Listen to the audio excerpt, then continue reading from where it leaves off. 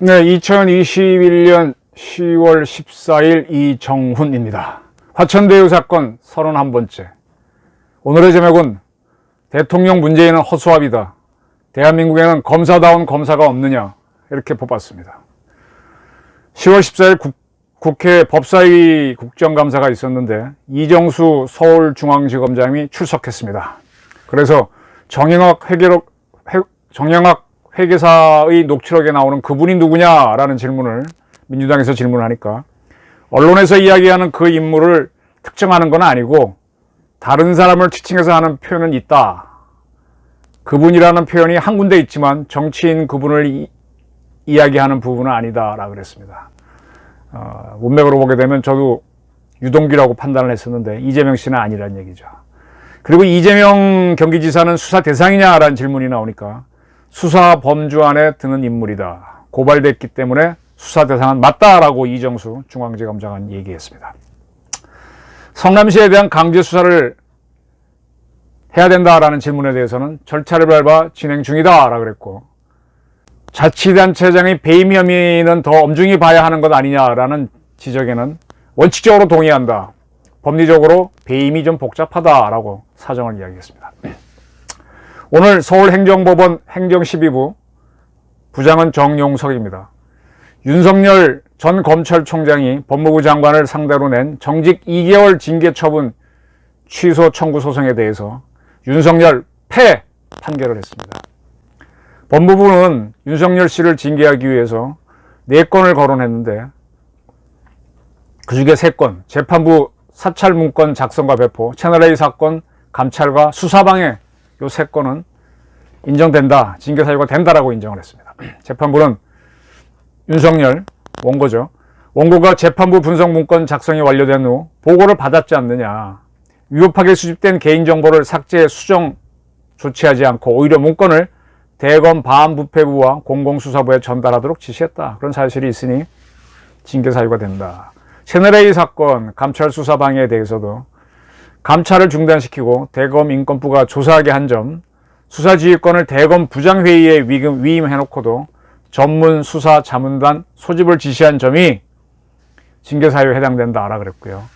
인정된 징계 사유들은 검찰 사무의 적법성과 공정성을 해하는 중대한 비위다라고 재판부는 판단했습니다. 이를 이유로 면직 이상인 징계가 가능하다. 면직, 해임이란 얘기죠. 가능한 만큼 정직 2개월은 양정 기준에 정한 범위 하한보다 가볍다.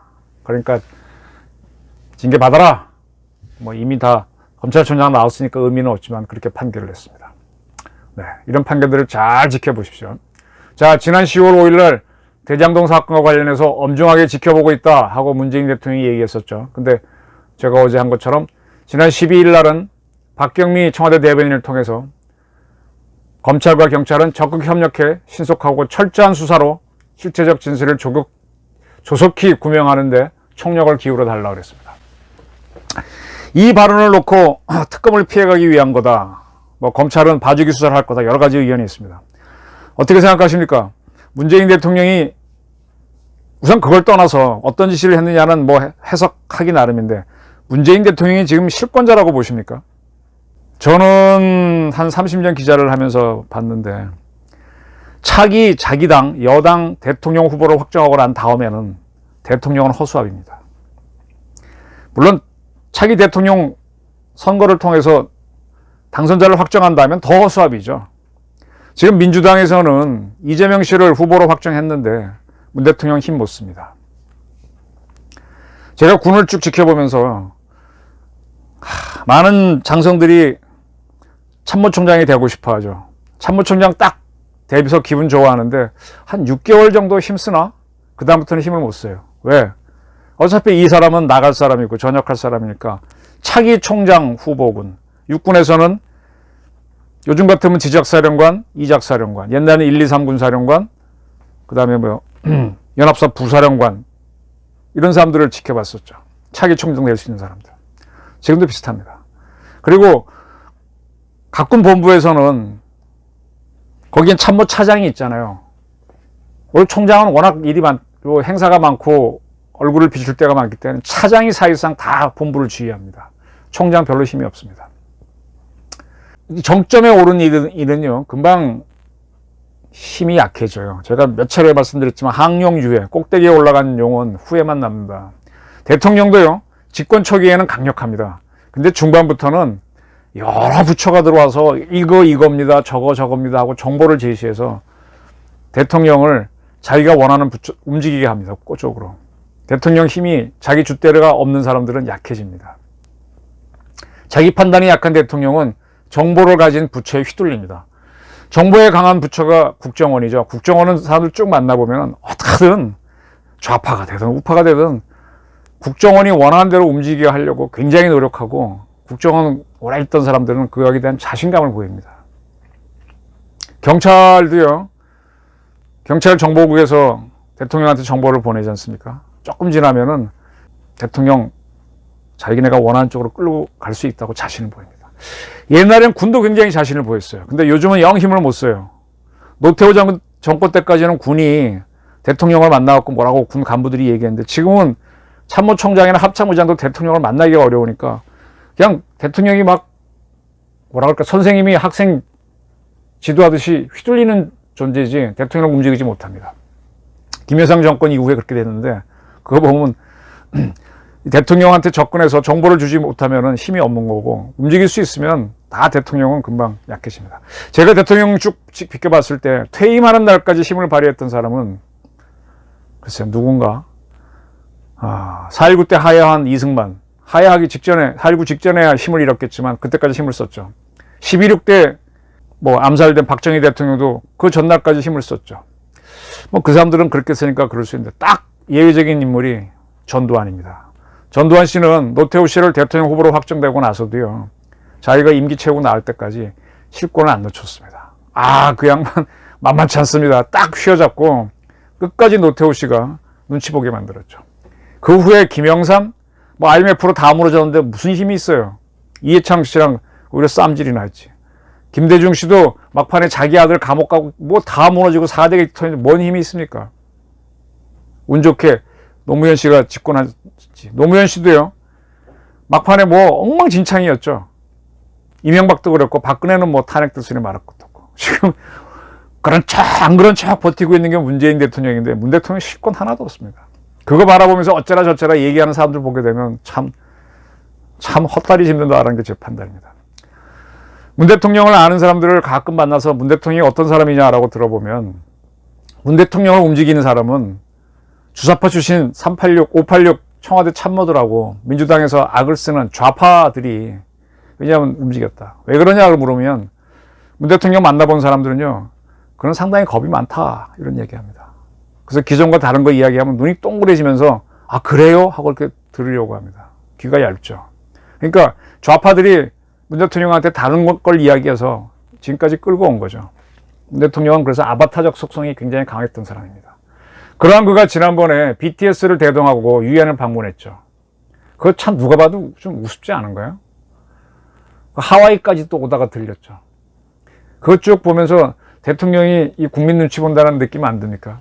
누가 봐도 외유로 보일 수 있는 건데, 사실은 임기 말에 그렇게 간다는 것 자체가 참모들이 가라고 권했죠. 그 대통령이 가는 것 자체가 자기 판단이 약하다는 얘기죠. 이쯤 되게 되면요, 대통령이 그렇게 중요하지 않은 외유에 갔다 오시면 밑에 사람들은 대통령 집중 안 합니다. 말 안 듣습니다. 더군다나 지금 민주당은 이재명 씨를 대통령 후보로 확정했으니까 민주당 사람들은 전부 다 이재명한테 쏠립니다. 문 대통령한테 대장동 게이트 관련해서 어떻게 하십시오라고 하라는 게 별 힘이 없습니다. 자, 대장동 게이트를 다시 한번 봅시다. 유동규 씨가 사장 직무대행을 했죠.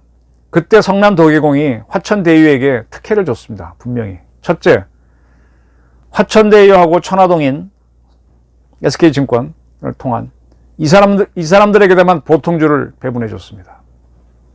이게 지금 큰 문제죠. 두 번째, 초과이익 환수 조항을 넣어야 된다는데 그걸 빼줬습니다. 유동규가.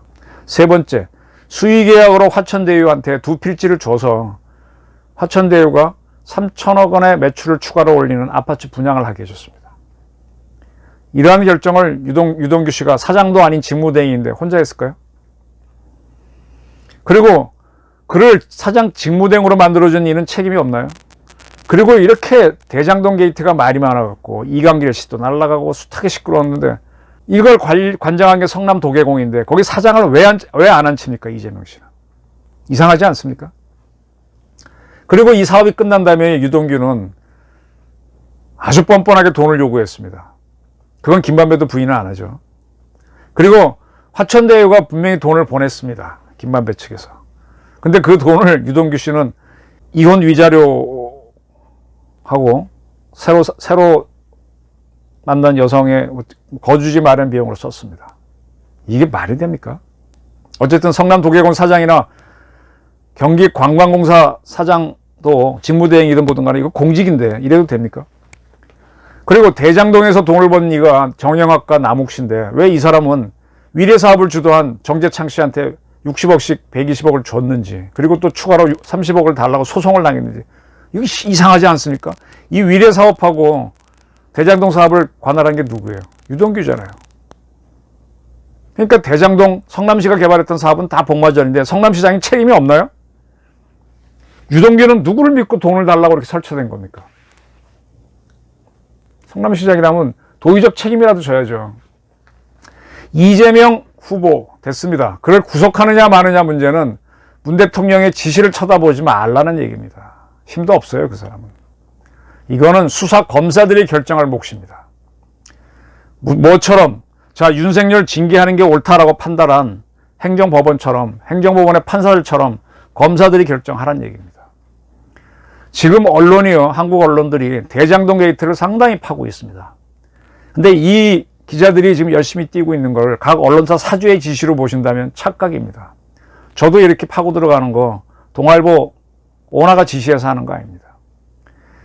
현장 기자들이 파고 들어가니까 사주도 따라가면서 판단을 하는 거고 주필도 논조를 세우는 거고 논설위원들도 이렇게 사설을 써야 되겠다는 거 판단하는 겁니다. 기자들을 따라가는 겁니다.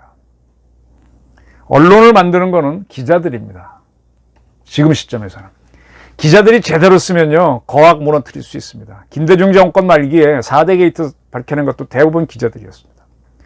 채널A 이동재 기자는 밸류 인베스트 코리아 배후에 유시민이 있느냐라는 걸 추적하다가 그게 겁이 난 세력에 의해서 기소가 됐던 겁니다. 이게 기자들입니다.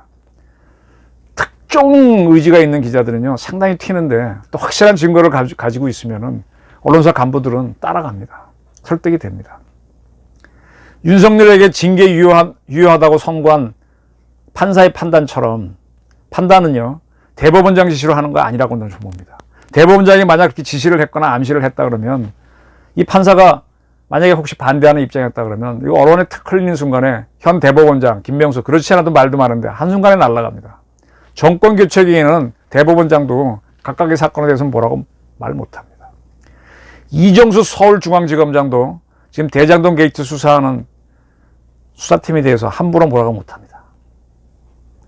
정권 바뀌면 잘못 지시했다간 그도 갈 수 있거든요.